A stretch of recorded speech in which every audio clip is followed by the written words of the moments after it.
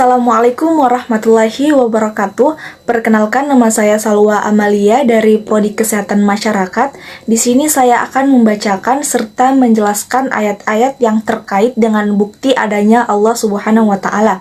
Di mana pada ayat yang pertama terdapat pada Quran surah An-Naba ayat 12 yang berbunyi Bismillahirrahmanirrahim.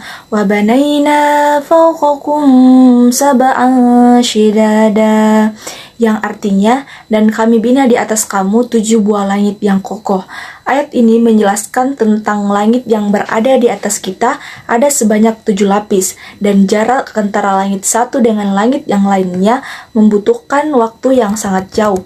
Kemudian yang kedua pada Quran surah An-Naba ayat 13 yang berbunyi وَجَعَلْنَا سِرَاجًا وَهَّاجًا, yang artinya, dan kami jadikan pelita amat terang yaitu matahari. Ayat ini menjelaskan bahwa Allah menjadikan matahari sebagai pelita yang terang menderang, menyebarkan cahaya dan panasnya ke seluruh angkasa. Kemudian pada ayat yang ketiga terdapat pada Quran surah An-Naziat ayat 29 yang berbunyi wa aghtasha lailaha wa akhraja duhaha, yang artinya, dan dia menjadikan malamnya gelap gulita dan menjadikan siangnya terang menderang. Pada ayat ini dijelaskan bahwa Allah telah menjadikan malam gelap gulita dan siang terang menderang, dan pergantian siang dan malam serta perbedaan musim-musim.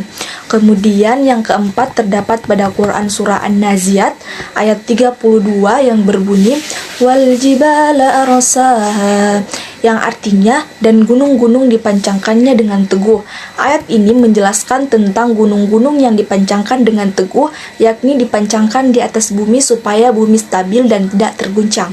Kemudian pada ayat yang kelima terdapat pada Quran surah Al-Ghasyiyah ayat 17 yang berbunyi afala yanzuruna ilal ibli kaifa khuliqat, yang artinya, maka apakah mereka tidak memperhatikan unta bagaimana dia diciptakan? Allah memperlihatkan begitu banyak tanda kekuasaannya di hadapan manusia. Maka tidakkah mereka memperhatikan unta bagaimana diciptakan? Unta diciptakan oleh Allah dengan bentuk tubuhnya dan anggota badannya dengan menyesuaikan tempatnya, yaitu di padang pasir.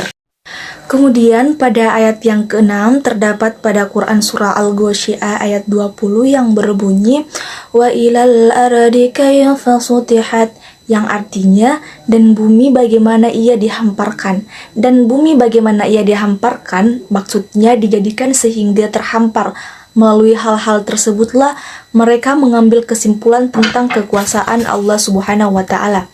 Kemudian yang ketujuh pada Quran surah Al-Mulk ayat 2 yang berbunyi alladzi khalaqal mauta wal hayata liyabluwakum ayyukum ahsanu amala wa huwal azizul ghafur, yang artinya, yang menjadikan mati dan hidup supaya dia menguji kamu siapa di antara kamu yang lebih baik amalnya, dan dia maha perkasa lagi maha pengampun.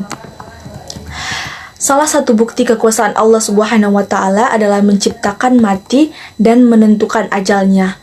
Allah Subhanahu wa taala menentukan kadar-kadarnya bagi yang hidup untuk menguji manusia, siapa yang lebih baik amalnya dengan seikhlas mungkin. Pada ayat yang ke-8, yakni terdapat pada Quran surah Al-Mulk ayat 3 yang berbunyi alladzi khalaqa sab'a samawati tibaqa ma tara fi khalqir rahmani min tafawut farji'il basara hal tara min futur, yang artinya, yang telah menciptakan 7 langit berlapis-lapis, kamu sekali-kali tidak melihat pada ciptaan Tuhan yang maha pemurah sesuatu yang tidak seimbang, maka lihatlah berulang-ulang. Adakah kamu lihat sesuatu yang tidak seimbang? Ayat ini menjelaskan salah satu tanda kekuasaan Allah adalah Dia menciptakan 7 langit yang bertingkat-tingkat dan tanpa memiliki kecacatan, tidak berlubang atau retak, tidak memiliki kejanggalan atau ketidakseimbangan. Kemudian pada ayat yang ke-9 terdapat pada Quran surah Asy-Syura ayat 24 yang berbunyi wa huwallazi yunazzilul ghaitha min ba'di ma fatat fanatu wa yanshuru rahmatah wa huwal waliyul hamid, yang artinya, dan dialah yang menurunkan hujan sesudah mereka berputus asa dan menyebarkan rahmatnya, dan dialah yang maha pelindung lagi maha terpuji. Hal ini menunjukkan kemurahan Allah adalah dialah yang menurunkan hujan dari langit setelah mereka berputus asa untuk mendapatkan air bagi kebutuhan mereka dan untuk menghadapi kekeringan yang berkepanjangan. Kemudian yang terakhir pada Quran surah Asy-Syura ayat 184 yang berbunyi wattaqullazi khalaqakum wal jibillatal awwalin, yang artinya, dan bertakwalah kepada Allah yang telah menciptakan kamu dan umat-umat yang terdahulu. Ayat ini menjelaskan bahwa kita dianjurkan bertakwa kepada Allah yang telah menciptakan kamu dan umat-umat yang dahulu. Umat dahulu dari kaum Syuaib seperti kaum Ad dan Samud jauh lebih kuat, mereka dibinasakan oleh Allah karena dosa-dosa mereka. Mungkin sekian dari saya yang terkait dengan ayat-ayat yang terkait dengan bukti adanya Allah Subhanahu wa taala. Kurang dan lebihnya mohon dimaafkan.